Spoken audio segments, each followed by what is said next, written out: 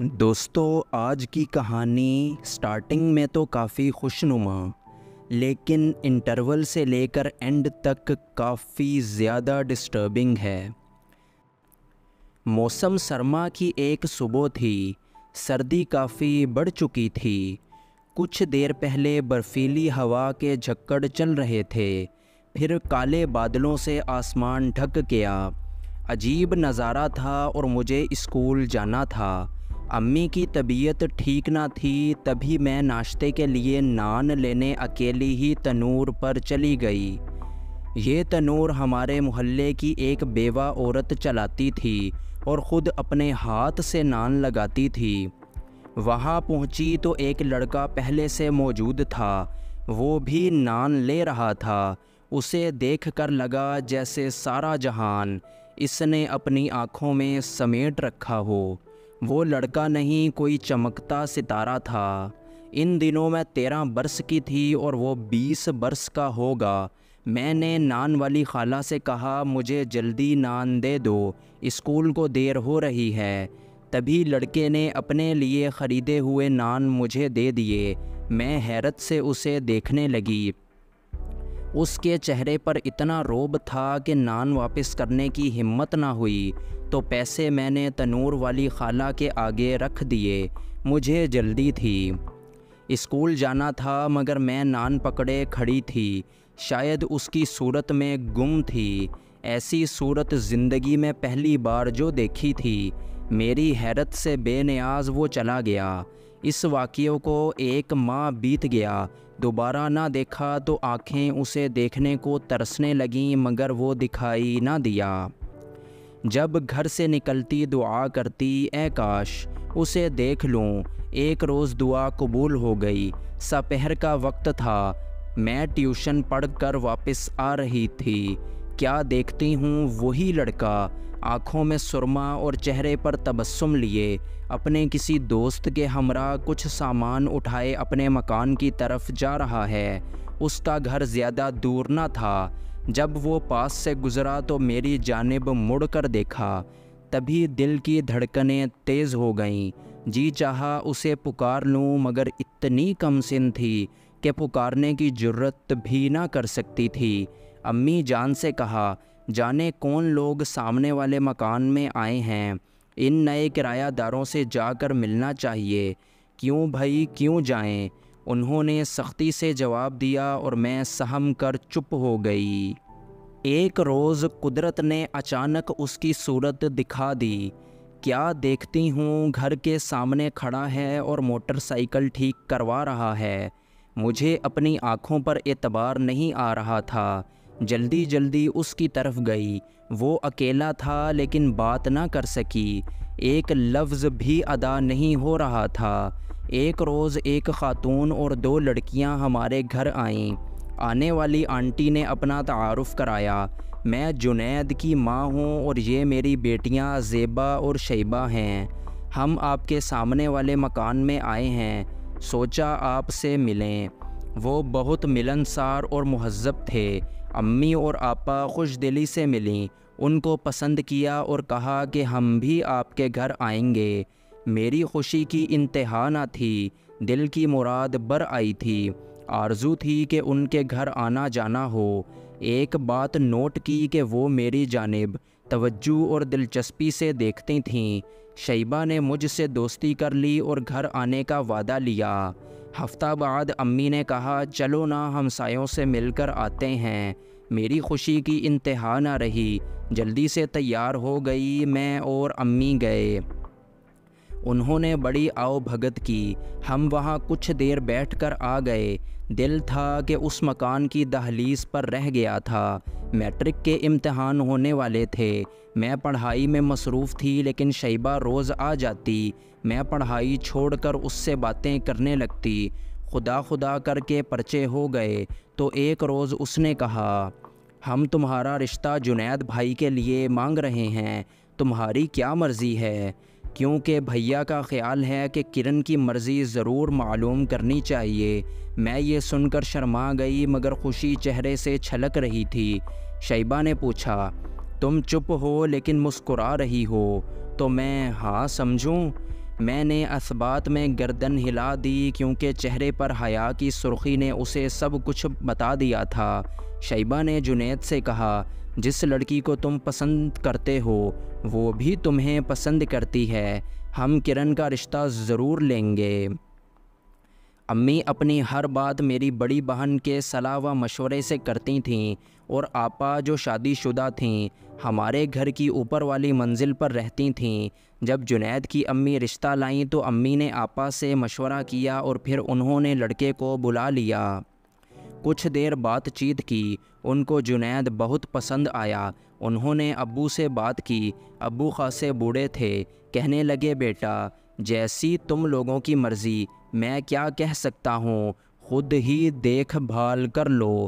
بہنوئی نے بھی جنید کو جانچا پرکھا، پھر امی کو کہا، لڑکا اچھا ہے، فوراً ہاں کر دیں اور ساتھ ہی نکاح کر دیں۔ جو میں سوچ بھی نہ سکتی تھی وہ ہو گیا۔ پہلے دن بات پکی ہوئی اور ہفتہ بعد میرا جنید سے نکاح ہو گیا۔ شروع میں سسرال والے بڑے تحائف لے کر آتے۔ کچھ عرصہ بعد انہوں نے مطالبہ کیا کہ رخصتی کر دیں۔ اس بات پر بہنوئی صاحب نے کہا کہ 4 سال کا آپ نے وعدہ کیا تھا، ابھی تو 2 سال گزرے ہیں۔ میرے سسر غریب آدمی ہیں، ان کی آمدنی کا کوئی خاص ذریعہ نہیں ہے، اچھی رقم کا بندوبست کر رہے ہیں تاکہ جہیز بنا سکیں۔ کچھ جہیز بن جائے تو لڑکی کو رخصت کر دیں گے، لیکن انہوں نے ہی اصرار کیا کہ ہم کو جہیز کی ضرورت نہیں ہے، ہم کو بغیر جہیز کے رخصتی دے دیں۔ اس کے بعد کچھ لوگوں نے یہ بات پھیلا دی کہ وہ لڑکی کو بیاہ کر لے جائیں گے اور پھر طلاق دے دیں گے۔ تب میرے گھر والے بے حد پریشان ہو گئے۔ اس وجہ سے بہنوئی نے میرے حق مہر میں 50,000 کے اضافے کا مطالبہ کر دیا۔ اس بات پر وہ لوگ بددل ہو گئے اور پیچھے ہٹ گئے۔ اب اصل پریشانی کا شکار میں اور جنید تھے، کیونکہ ہمیں ایک دوسرے سے جدائی منظور نہ تھی۔ شیبہ نے مجھے اپنے بھائی کا خط لا کر دیا، جس میں لکھا تھا، پارک میں ملو۔ میں سہیلی کے گھر جانے کے بہانے پارک میں آ گئی اور اس سے ملی۔ سلام کے الفاظ بھی مجھ سے ادا نہیں ہو رہے تھے، وہ جانے کیا کیا کہتا رہا، لیکن میں ایک بات کا بھی جواب نہ دے سکی، بس اس کے چہرے کی طرف دیکھتی رہی۔ جب کہا، کیا بات ہے، تم اتنی خاموش کیوں ہو؟ دیکھو کرن، اگر تمہارے گھر والوں نے رشتہ نہ دیا تو میرے گھر والے طلاق پر تل جائیں گے اور ہم بچھڑ جائیں گے۔ میں بہت کچھ کہنا چاہتی تھی، مگر کہا تو بس اتنا، اور مل جائے گی لیکن مجھ سی نہ ملے گی۔ ہاں تم پری ہو، لیکن وعدہ کرو مجھے دھوکہ نہ دو گی۔ اس نے میرے سر پر ہاتھ رکھ کر قسم کھائی کہ کبھی مجھے دھوکہ نہ دو گی۔ کچھ دیر باغ میں بیٹھ کر ہم آ گئے تو میرے دل کو سکون ملا۔ اس پہلی اور آخری ملاقات کے بعد مجھ بدقسمت پر وہ قیامت ٹوٹی کہ قلم لکھتے ہوئے اور ہاتھ رقم کرتے ہوئے کانپ رہے ہیں۔ یہ وہ دن تھا جب زلزلہ آیا تھا۔ صبح کا وقت تھا، میں اپنے گھر کی کھڑکی سے اس کے دروازے کی سمت دیکھ رہی تھی۔ میری آنکھیں اس کا دیدار کرنا چاہتی تھیں۔ اچانک زمین کے اندر اس قدر خوفناک گڑگڑاہٹ سنائی دی کہ مارے دہشت کے میری چیخ نکل گئی۔ مجھے کچھ ہوش نہیں رہا کہ کیا ہوا۔ گھر، مکانات، پہاڑ، سب ہی کچھ زمین بوس تھا۔ خاک، خون، پتھر، چیخیں اور سسکیاں۔ میں کچھ دیکھ سکتی تھی اور نہ سن سکتی تھی۔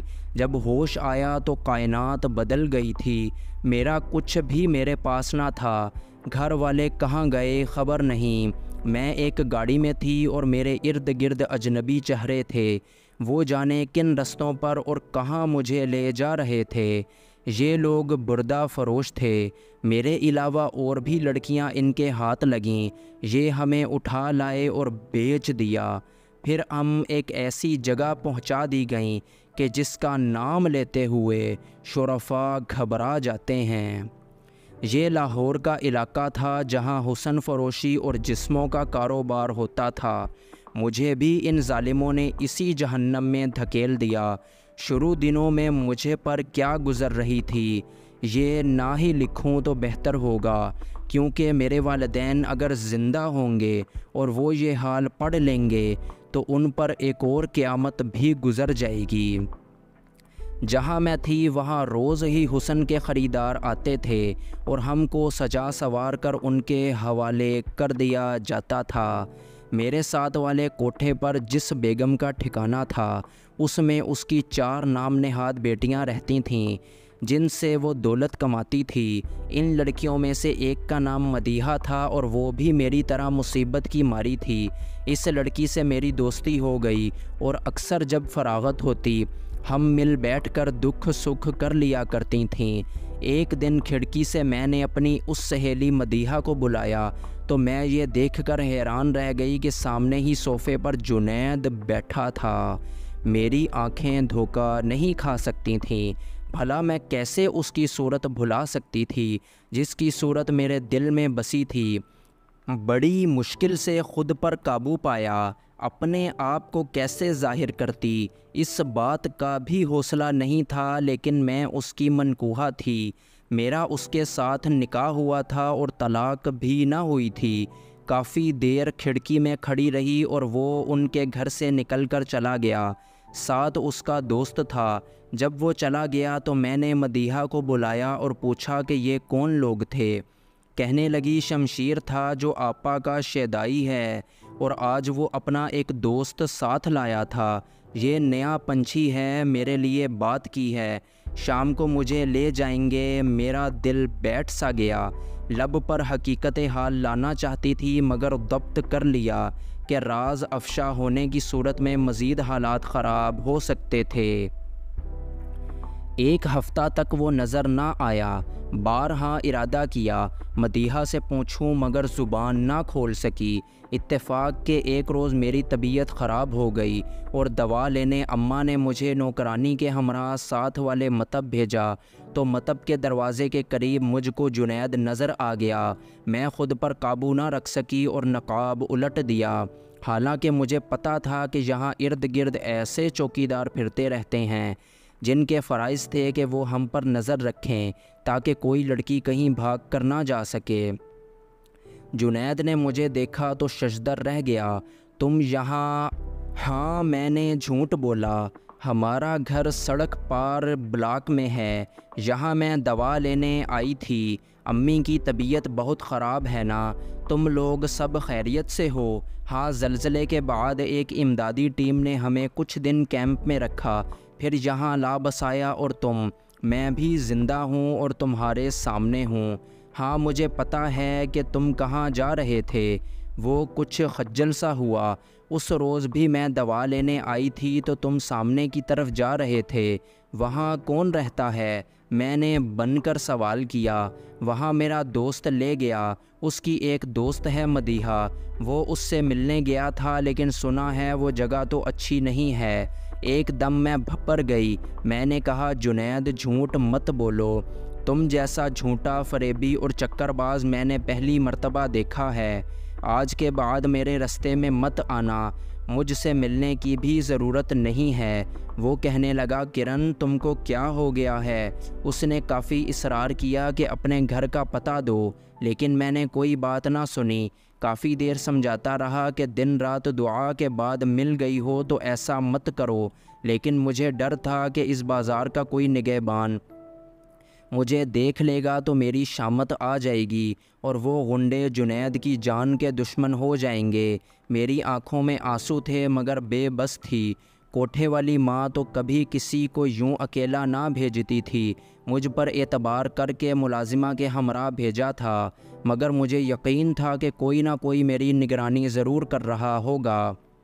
اس وقت بے بسی سے آنسو میری آنکھوں سے چھلک رہے تھے اور بدن تھر تھر کانپ رہا تھا۔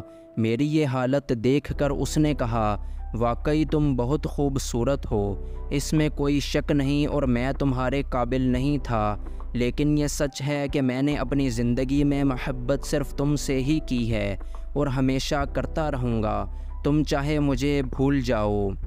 رہی بات ملاقات کی، اگر تم نہیں چاہتیں آج کے بعد میں بھی تمہارے اس شہر میں نظر نہیں آؤں گا۔ اگر تم خود مجھ سے رابطہ کرنا چاہو تو یہ لو میرا نمبر، اس پر مجھے فون کر دینا، میں تمہارے سارے غم سمیٹ لوں گا اور اپنی ساری خوشیاں تم کو دے دوں گا۔ سدا خوش رہو۔ وہ چلا گیا تو میں نے ملازمہ سے کہا کہ اماں شانو، ماں کو کچھ نہ بتانا، دراصل یہ میرا شوہر تھا، نکاح ہوا تھا، رخصتی نہیں ہوئی تھی، طلاق بھی نہیں ہوئی تھی، بس رخصتی پر جھگڑا چل رہا تھا کہ ہم بچھڑ گئے، زلزلے نے ہم کو جدا کر دیا۔ اماں شانو کہنے لگیں، بیٹی تو اب اس کو بھول جا، جس جگہ تو ہے وہاں سے کوئی شوہر اپنی بیوی نہیں لے جاتا، لے بھی جائے تو دنیا اس کو خوار کرتی ہے اور پھر تم کو واپس یہاں ہی پناہ لینی پڑے گی۔ دوسری بات یہ ہے کہ اگر کسی نے اس کو تیرے ساتھ بات کرتے دیکھ لیا تو پھر تو اچھی طرح جانتی ہے کہ یہاں کے قاعدے قانون کیا ہیں، بھلائی اسی میں ہے، ماضی کو دل میں دفن کر دے۔ اماں شانو مجھ پر مہربان تھی، میں جانتی تھی کہ وہ میرا راز افشا نہ کرے گی، لہٰذا میں اس سے دکھ سکھ کر لیا کرتی تھی۔ ٹھکانے پر آ کر میں نڈھال تھی، بستر پر لیٹ گئی، ماں نے سمجھا کہ میری طبیعت خراب ہے، اسی لیے نڈھال پڑی ہوں، مجھے دوا لینے کی تاکید کی اور باورچن سے کہا کہ اس کے لیے سوپ بنا دو، بچی کمزور ہو گئی ہے۔ ممی کی ہم پر عنایتیں تو بہت تھیں لیکن وہ ہماری عزت کی دشمن تھی، یوں ہم ساری لڑکیوں پر وہ دن رات واری صدقے جاتی تھی۔ ہم نوٹ کمانے کی مشینیں جو تھیں، اس بار جب وہ مدیحہ کے پاس آیا میں نے کھڑکی سے دیکھ لیا۔ اگلے روز مدیحہ سے کہا کہ پلیز ذرا تم اس سے کرن کا ذکر کرنا کہ کون تھی، کیسی تھی اور تمہاری کیا لگتی تھی، اور مجھے بتانا۔ مدیحہ نے مجھے بتایا کہ وہ تمہاری بہت تعریف کرتا ہے، کہتا ہے کہ اگر دنیا والے مجھے ساری دولت، ساری خوبصورت لڑکیاں دے دیں تو وہ ایک طرف اور کرن ایک طرف، میں ان سب کو ٹھوکر مار دوں گا۔ وہ تم سے بہت محبت کرتا ہے، دراصل اس جگہ وہ تم کو ڈھونڈنے کی غرض سے آیا تھا، کیونکہ اسے پتہ چلا تھا کہ وہ ویگن والے اس زلزلہ زدہ جگہ سے جو لڑکیاں لے گئے تھے، وہ لڑکیاں انہوں نے کوٹھوں کی زینت بنا دی تھیں۔ وہ تیری ہی تلاش میں گھوم رہا ہے، میں نے اس کے دل کا راز لے لیا ہے، تجھے اتنا اچھا ہمسفر مبارک ہو۔ اب اگر تو کہے تو میں اس کو تیرا پتہ بتا دوں۔ نہیں مدیحہ، کیونکہ اب میرے پاس کچھ بچا بھی نہیں ہے، پھر تجھے پتہ ہے نا کہ ماں ڈائن کے ہاتھ کتنے لمبے ہیں، وہ تو اس کو جان سے مروا دیں گی۔ مدیحہ بولی، اری ظالم، اس کو ساری حقیقت بتا دے، وہ زبان کا پکا ہے، ایک بار اس شہر سے نکل گیا تو پھر کبھی نہیں آئے گا۔ میں خوف سے اس وقت تک نہ بتا سکی، مگر سوچتی تھی کہ بتا دوں، یہ سوچنے میں شاید میں نے بہت دیر کر دی۔ اب 6 سال ہونے کو ہیں کہ پھر اس کی صورت نہیں دیکھی، کئی بار فون پر رابطہ کرنا چاہا مگر نہ ہو سکا، شاید اس کا نمبر بدل گیا اور شاید وہ اب کسی اور بازار حسن میں مجھے تلاش کر رہا ہو۔ میری کیفیت اس غم میں ایسی ہو گئی کہ پھر کبھی لبوں پر مسکراہٹ نہ آ سکی، سب کہتے تھے اسے کیا ہو گیا ہے، رنگ پیلا اور میں ہڈیوں کا ڈھانچہ رہ گئی۔ تب کسی نے ماں کو کہا کہ اس کو مزار پر لے جاؤ تو ٹھیک ہو جائے گی۔ ماں دیگر لڑکیوں کے ہمراہ مجھے مزار لے آئی، کیا دیکھتی ہوں کہ وہاں ایک لڑکا، لمبی داڑھی، لمبے بال بکھیرے، بالکل کمزور، لکڑی کی مانند گلے میں زنجیریں ڈالے، بوسیدہ لباس میں بیٹھا ہے جیسے ہوش و حواس کھو چکے ہوں۔ وہ کسی کو جانتا تھا اور نہ پہچانتا تھا، لوگ اس سے دعا کرانے آتے، وہ بس ہاتھ اٹھا کر سر ہلا دیتا تھا۔ اس کے ساتھ اس کا کوئی دوست بیٹھا تھا جو صحت یابی کے لیے اس کو اس دربار لایا تھا۔ اس کی زبانی معلوم ہوا کہ اس کی منکوحہ کو کچھ غنڈے زلزلہ زدہ علاقے سے، ایک گاؤں سے اٹھا کر لائے تھے اور بازار حسن کی زینت بنا دیا۔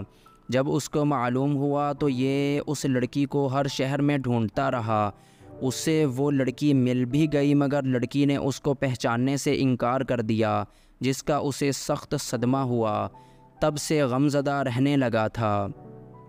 پھر کچھ دوستوں نے نشے پر لگا دیا اور حالت یہ ہو گئی کہ اپنی سدھ بدھ گوا دی۔